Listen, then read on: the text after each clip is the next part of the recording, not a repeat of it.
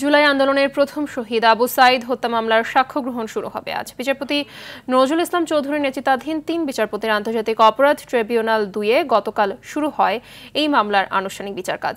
এদিন সূচনা বক্তব্য উপস্থাপন করেন চিফ প্রসিকিউটর। গত ৬ আগস্ট মানবতাবিরোধী অপরাধের এই মামলায় আনুষ্ঠানিক অভিযোগ গঠন করে বিচার শুরুর নির্দেশ দেয় ট্রাইব্যুনাল। বুধবার এ মামলার ৩০ আসামির মধ্যে গ্রেপ্তার ৬ জনকে ট্রাইব্যুনালে হাজির করা হয়।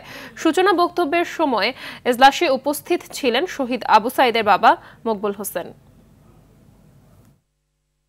এবং কোন মামলার বিচারাধীন বিষয়ে কোন সাক্ষী কি বলবেন, কতটা গুরুত্বপূর্ণ, এগুলো আমাদের সমাজে ন্যায় বিচার নিশ্চিত করার জন্য এই বিচারটা যে প্রয়োজন সেই কথাগুলো আমরা আদালতে তুলে ধরেছি। এই প্রমাণ শৃঙ্খলের মাধ্যমে অকাট্য রূপে আমরা প্রমাণ করতে সক্ষম হব যে এই অপরাধীরা গত বছর জুলাই আগস্টে সারা দেশব্যাপী যে মানবতা বিরোধী অপরাধ করেছিল সেই অপরাধের বিচার এবং শাস্তি যে তাদের প্রাপ্য সেটা আমরা আদালতের কাছে প্রমাণ করব।